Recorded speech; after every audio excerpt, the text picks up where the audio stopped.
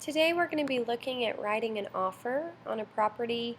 This is going to be really good process, a good process for you to work on and practice before you get in the middle of a client in a high stress situation. So go ahead and try and do this a few times and submit to your team lead to sign and review so that you can be familiar with what you're doing when it actually comes time to do it. So where you're going to start is the Flex MLS. So you can see here I have all of my different tabs memorized that I use often, but your Flex MLS is going to be one of those that you use probably every day.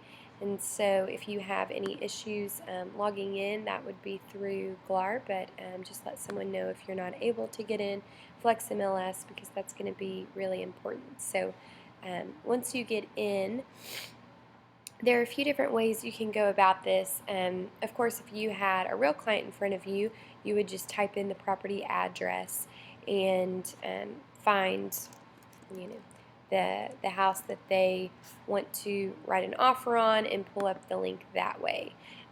For today, what we're going to do, and this is just a good extra tip to show you, we're going to look at just Covenant's listings and pick one. And so for practice, we're going to go to Office or to Menu, Office Listings, and then I'm just going to pull a listing that we have,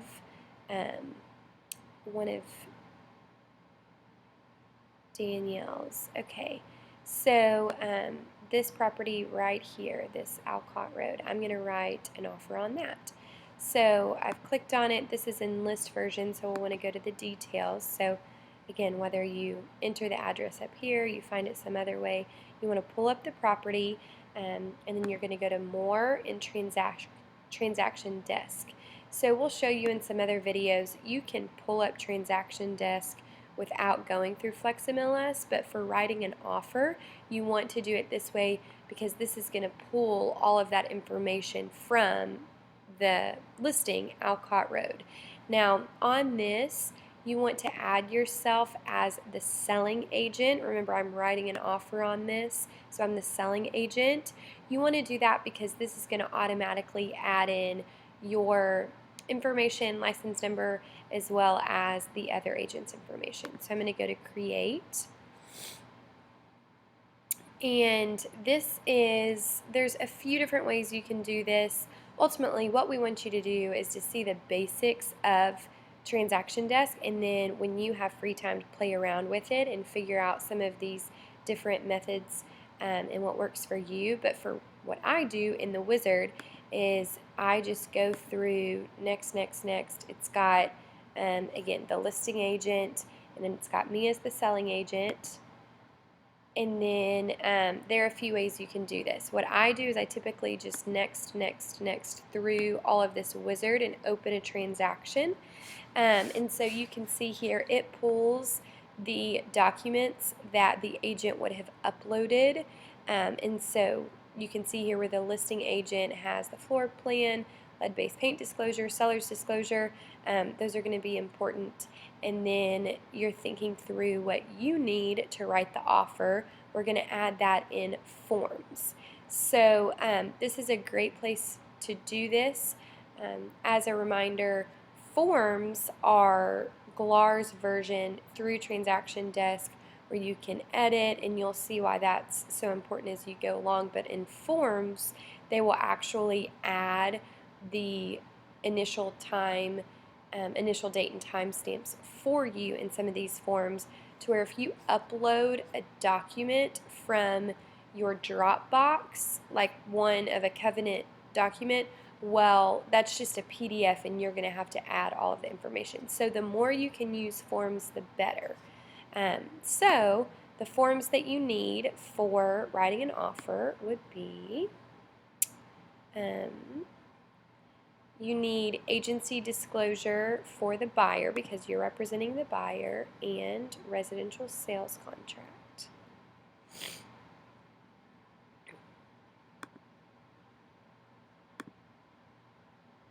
So while you have these in here, you can go ahead and use these forms to type in who your buyers are and what you need. So for this, I am going to just use another agent in the office just to practice. I think I've got her information in here. So I'm just going to say there's one buyer.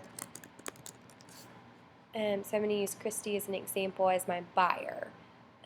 Property address. So if you put in that you are the selling agent, it's going to fill this out for you. It's going to say, okay, there's your name. You're part of Covenant Realty LLC. Travis Atkinson is your broker. It's got all of that in there, and then you'll see in the second page, but it knows where Christy as the buyer needs to sign because this is a form. So if you were, of course, in a designated agency or a dual agency, where you were only one real estate agent involved, then you would need to complete this accordingly. But for today, we're just having more of a typical transaction, which is where it's in two different brokers. So now, in this, what I typically do is save. So it saves this form, and then I'm going to go back to this transaction, the 204 Alcott Road transaction. So I'm going to go to Dashboard, and then you see it right here, Transactions. So I'm going to click on that, and then it's going to open me back up to where I was. So I've done the agency disclosure. All I did was add her name. Now I'm going to do the residential sales contract. So we will have a document in Back Agent that reminds you of all of the questions you need to ask, but really, before you get to this spot, there, of course, are certain questions that you need to ask your client of, hey, how much money do you want to put down? What's the purchase price? All of those typical questions. So for the sake of this video and just showing you more of Transaction Desk, I'm going to add all of those in there, but of course you would want to know that from your client before then. So you always want to add the date. So I'm going to put today's date. And you see here, because I went through the wizard, it's got the listing agent's information, license number. It's got my information, license number. You don't even have to worry about that. Now, if you have a co-agent on this, then you would need to add that. It's got all of the address and all the information there. So here, you will need to click if you want for certain items to remain. And so, I want the refrigerator, stove, dishwasher, microwave. If there's anything additional that you want to remain, you want to make sure that you type it here.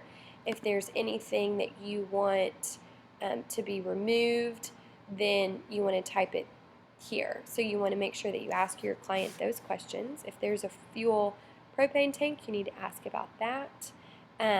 Purchase price, I don't even remember how much it was. $285. So let's go ahead and say we're going to offer $285. And your client wants to put down $1,000 of earnest money.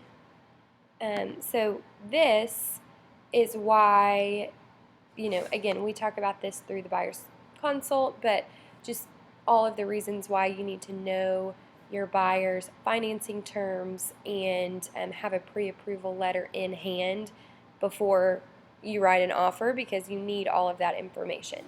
So, for the sake of this, let's say they're putting down, you can either put the actual number amount or you can put down the percentage. So let's say they're putting 10% down, and then if you would rather, put the actual dollar amount here, you can. Different methods for how you want to do that.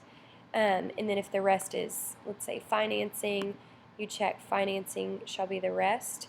Let's say it's a conventional loan, fixed rate. If there's, typically you're going to write NA here. There shouldn't be any kind of other financing, but if there is, I guess you could write it in there. Over how many years is it amortized?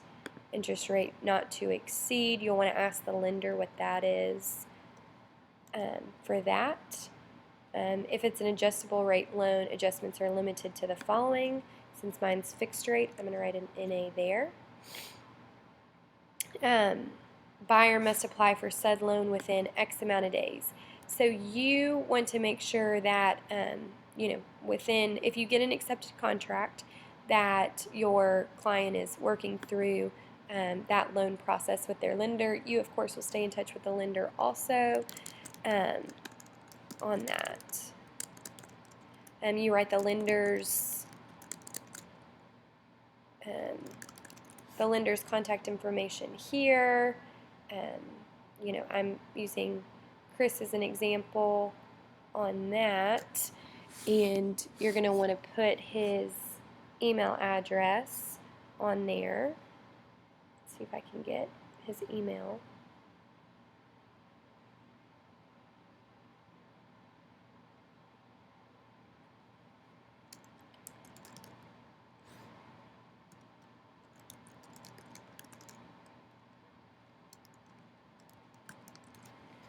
Okay. And on this one, again, you'll just kind of play around. If you don't like the way that looks, you can copy that, paste it down here. I'm like, wow, that doesn't look much better. I mean, all of this you kind of have to play around with and see what you like. Down here, so if it's a VA loan, sellers agree to pay the certain fees. Mine is not a VA loan, but you need to know if that is. If we are representing the buyer, most of the time we will want to keep the escrow earnest money in our escrow account, and so this is a great time to remind your client that if we get an accepted contract within 3 days, they need to get that check of the $1,000 to our office. Since this transaction is involved being a lender, we're going to click that. It is contingent on an appraisal. For a home warranty, let's say that we do want to ask for a home warranty. So I'm going to say I want the seller to pay for a home warranty of $550. That's home membership, but that's typically what we'll put. And then this will be ordered prior to closing by the buyer. So you want to make sure that you order that so that you can ensure that it's done correctly and it's the company that you want and all of those things. So we acknowledge the receipt of the seller's disclosure. So if you're unsure, again, the forms will have transferred, but you can go back, make sure that the agent does have the seller's disclosure available. If there wasn't a seller's disclosure right there, then typically I would think before you write an offer, you may want to ask the agent for that so your client can look over it, but there is also a spot here and some information if you don't receive that. Lead-based paint. So you can see here this was built before 1978, so you need to write that, and then you need to ask your client if they intend to get a lead-based paint inspection done or if they want to waive that right to get. You just need to ask them for that. Going down, again, you need to read all through this, but for what we're doing today, we're just trying to learn more about Authentisign. So we're going to go down here. Again, you want to encourage your client to get an inspection. So whatever you all talk through, 10 days, for an inspection time.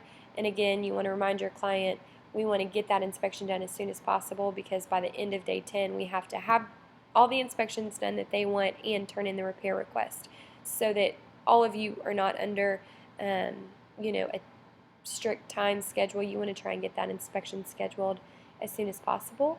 So then when you give the seller the repair request, how long are you going to give them to respond? Typically, around 3 days. And then if the seller counters, how long do your buyers have to counter? 2 days, 3 days.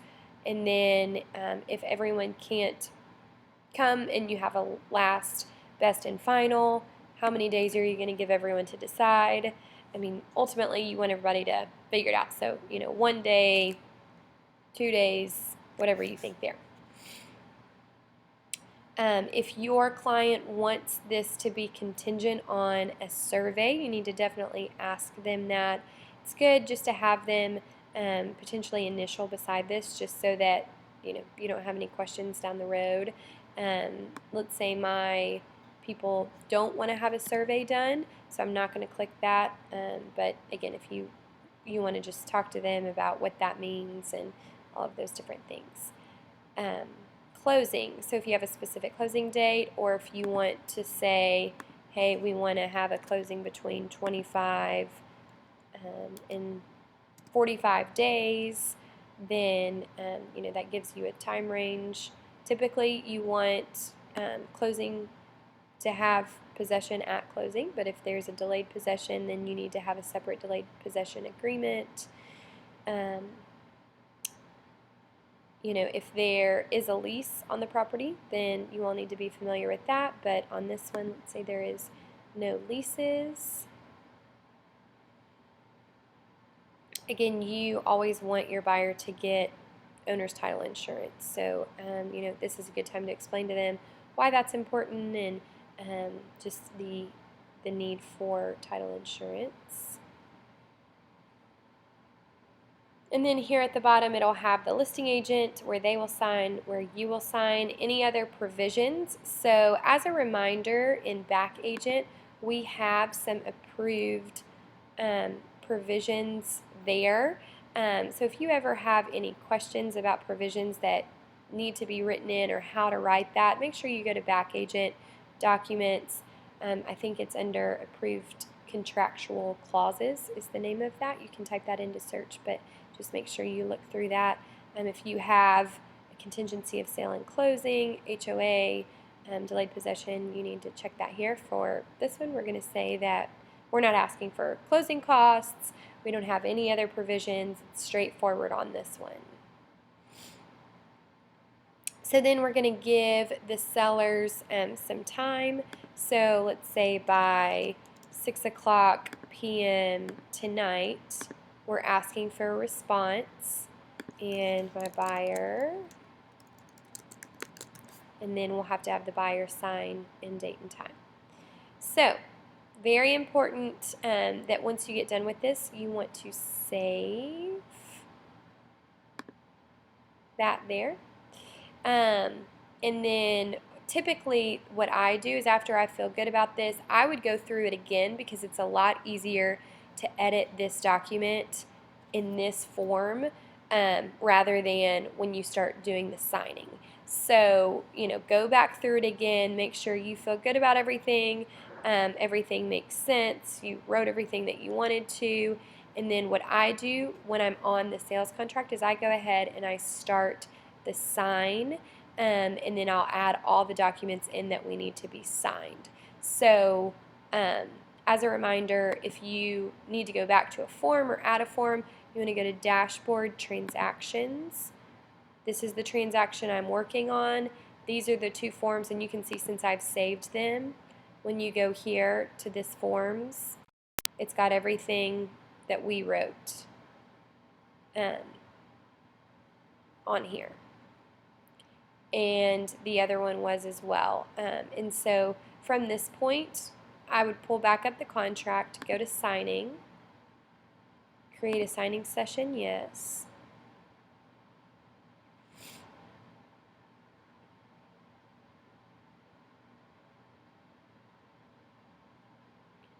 And then it's got the signing name as the residential sales contract. That's all fine. We're going to go to step 2. So this is going to pop up because the system knows who's on the transaction. Just because, for sake of simplicity, just don't click anyone at this point. Just go to add, and then it's going to take you back.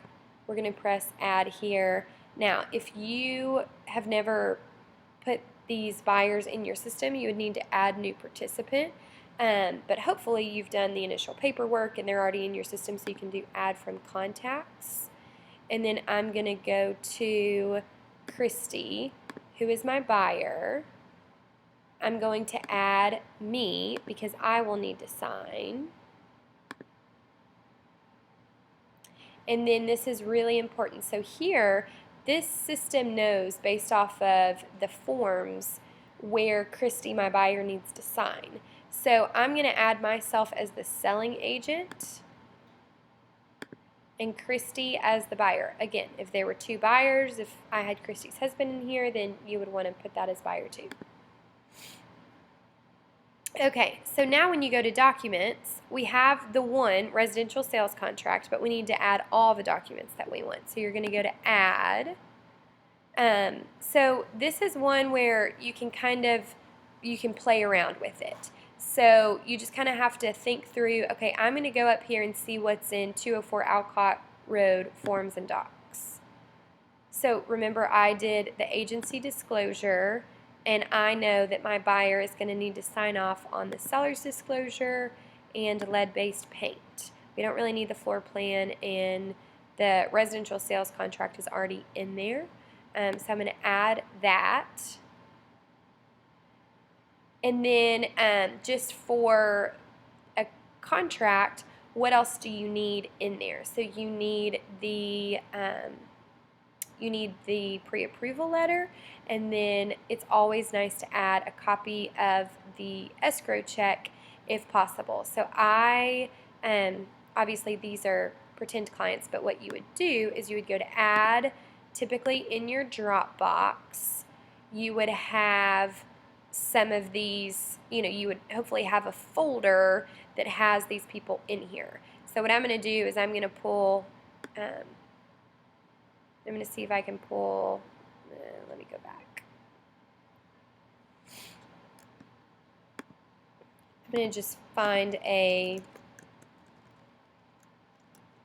pre-approval. So I'm going to say this is my pre-approval letter for, again, you want it to match, but this is my pre-approval letter, and I'm going to choose that, and then I'm going to add a copy of the escrow check. Just it's nice for the other agent to see, like, okay, like this agent is on it, this buyer is on it. They know what they're doing. So let's add this.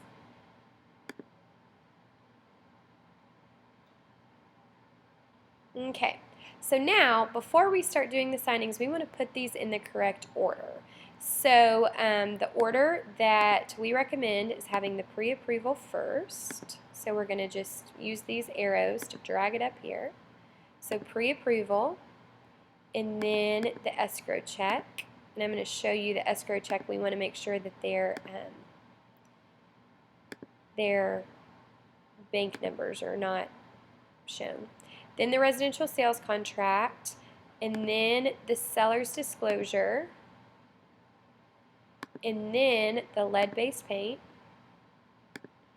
So seller's disclosure, lead-based paint, and then agency disclosure statement. As a reminder, our agency disclosure statement is really just for you. This is a good time to get your client, your buyer, to sign it, and you have all the documents in one. It makes it a lot easier for you, and it's good to send it to the other agent just to show them, hey, like, I know what forms I need, I'm on top of stuff, but ultimately that one is more for you. And so that's the order that you want your offers to be in, because we want it to be one PDF that we send to the other agent. They want to see the pre-approval, they want to see the escrow check, and they're going to need a copy of that if you get an accepted contract anyway. So this is kind of the order. So once you get all the documents in order, then you're going to go to design. It's going to pull them all up.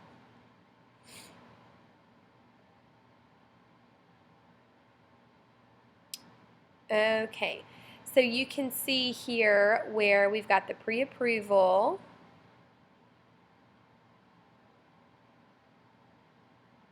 We've got the escrow check to where they've covered up their numbers here. Again, of course, your your pre-approval will match the information on the form, and your check will match the information on the form. This is just for showing. Um, so this is what I wanted to show you. On this, once you get to this section, it's a lot harder to edit. Like, you can't edit this information. So if you're like, oh wait, they don't want the washer and dryer anymore, it's just a lot easier to get the contract exactly how you want it on the forms. And so you've got the date, we've got everything here. Something that you can't add from the forms that is a best practice is to add, where is this cash, the 10% coming from, just so that people kind of get a little bit confused on cash. So you can add here.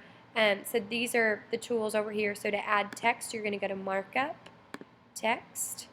We're going to do a little box that says from cash and savings. I'm going to make this smaller text.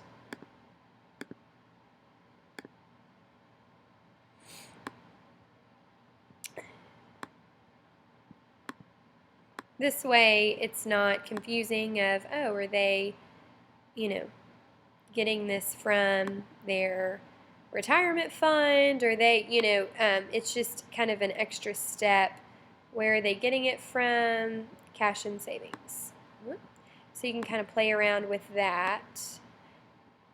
And so you've got the 10%. Everything else here is how we wanted it. Now, this is what I wanted to show you. When it's a form and you do the system mapping, it knows that Christy is needing to initial here, date, and time, because it knows she's the buyer. It knows where it needs to be. So, so down through here, if you forgot to add Covenant Realty LLC, you can drag and drop a text box. Again, it's just easiest to do it where we did it before. So on the bottom of every page, you want to make sure that it added these correctly, because sometimes it does mess up. You've got that, that, that.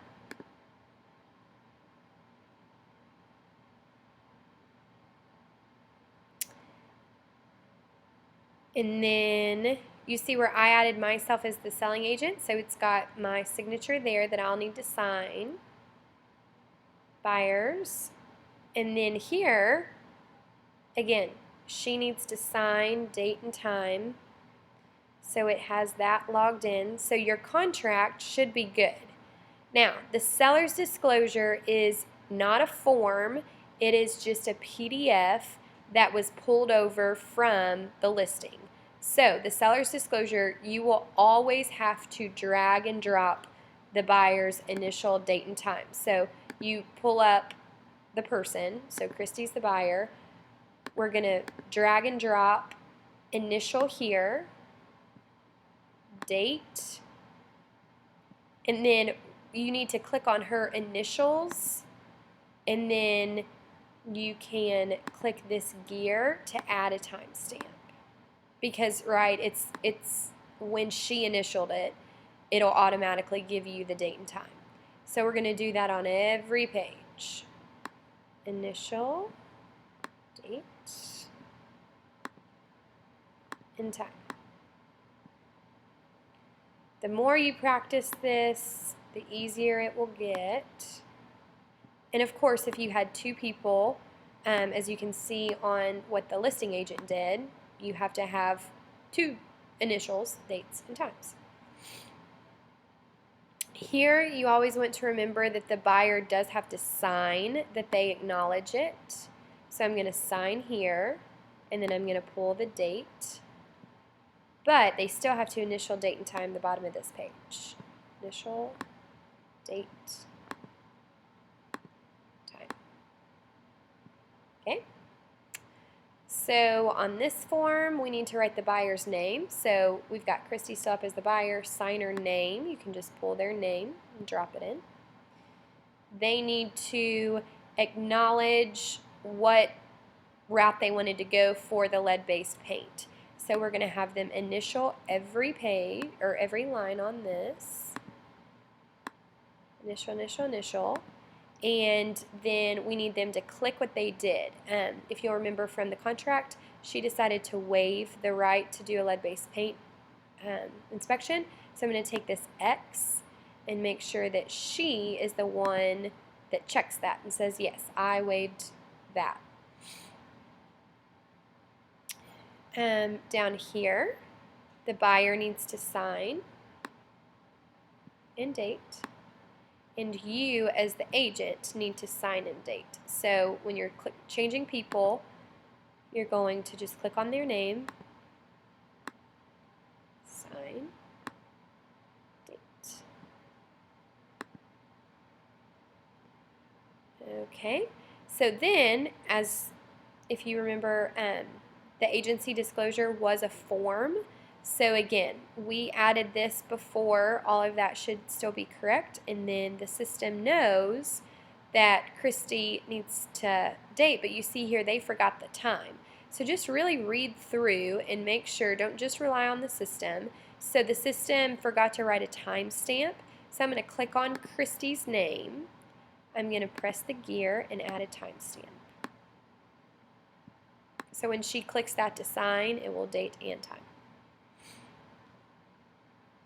So that is it. So one thing that I didn't do throughout this that you should is press Option, Save Changes. I have had contracts where I've gotten to this stage and my computer glitched and it didn't save. So just best practice as you're going through, once you get done with every form, it might be, best just to save your changes. So now I see, okay, I've got a full document that I would be comfortable. Once it's signed, I'm going to send it over to the agent. So what I'm going to do is I'm going to press Next. It's telling you once you say send invitations, then you're going to be signing it. And so I'm going to press Send Invitations. The Authenticsign invitations were successfully sent. That's good. So it's going to take you back to kind of your home screen. If you want to see where people are in the signatures, you can press this Authenticsign, the thing here, and then you can see here where it says in progress. So if I click this, you can see no one has signed it yet. I will be getting an email, and so you want to make sure that you don't, this original document is going to probably scare you because it doesn't have the signatures on here. That's okay. It's just because they haven't signed it yet. And so I can show you what that looks like from my perspective when I'm going to sign. So if I pull up my email,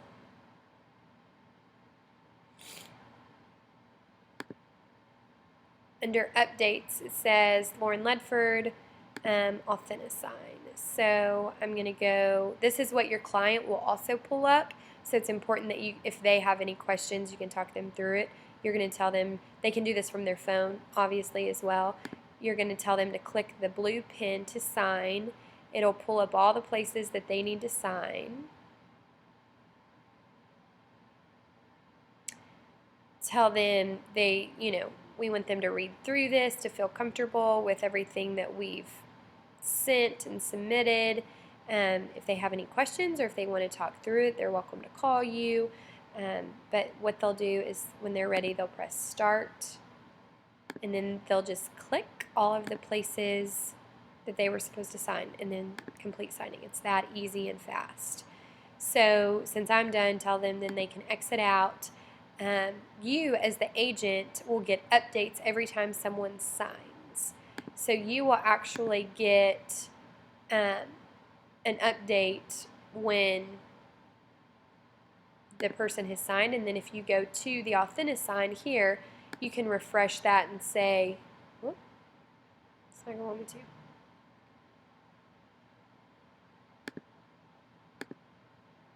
Let's see here.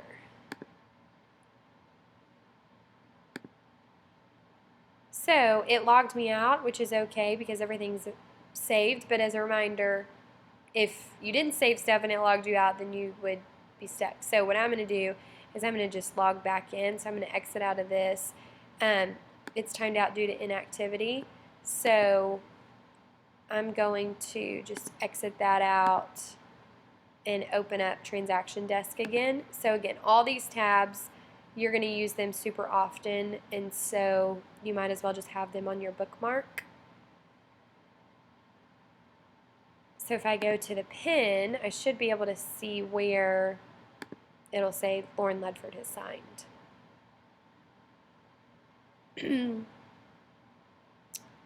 So then, okay, so I have signed. You can see here where Christy has looked at it. So that's fine. That's a good thing.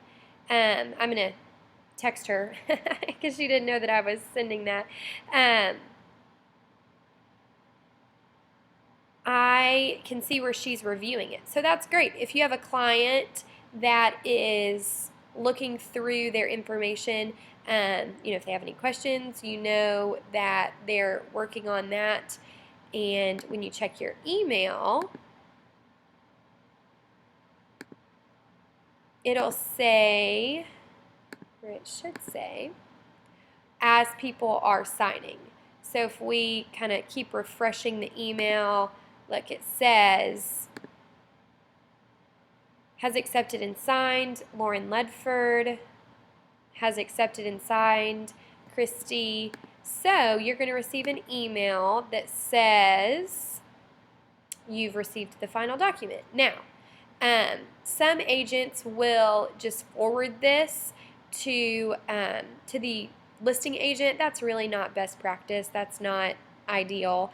So you can save it two ways. You can click here and then make sure that you have the actual document, and it'll come up as, a download.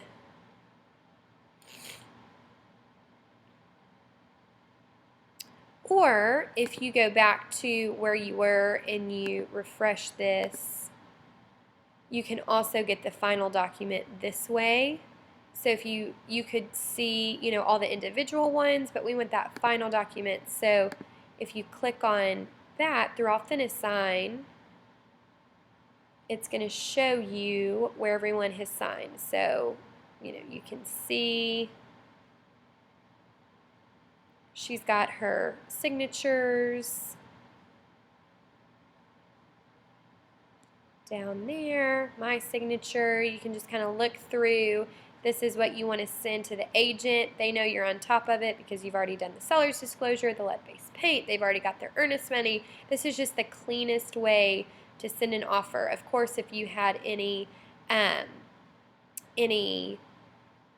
types of addendums, they would need to be added. So you can upload it also here to your Dropbox, whatever is easiest for you.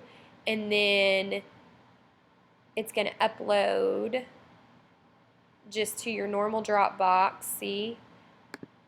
And then best practice would be to go here and compose an email to that other agent. So I'm going to go here. I'm going to say, what's the agent's email?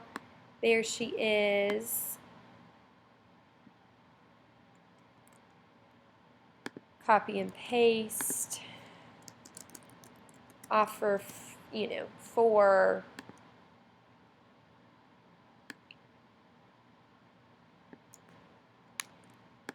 this. And this is just a good time to really make it professional. Talk through, hi Danielle, I look forward to working with you. My client has submitted an offer. Please let me know if you have any questions. Deadline is X.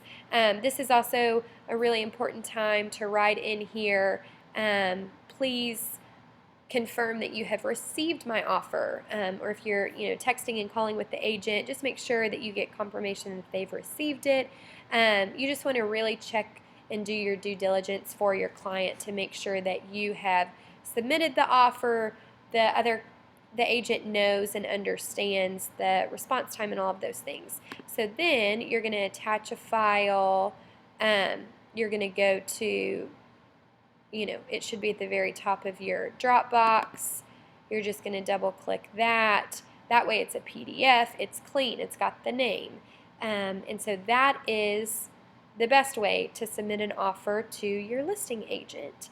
If you have any questions, then feel free to let your team lead know. But after watching this video, it's best just to start playing around with it and practicing, because the more roadblocks that you run into, the more you'll remember, the more you'll be able to work through those on your own. So, so just go ahead and start practicing this. Submit a pretend offer to your team lead. Use another agent as a buyer, and just start doing this process. So that is how to write an offer, Authentisign, and just some best practice tips.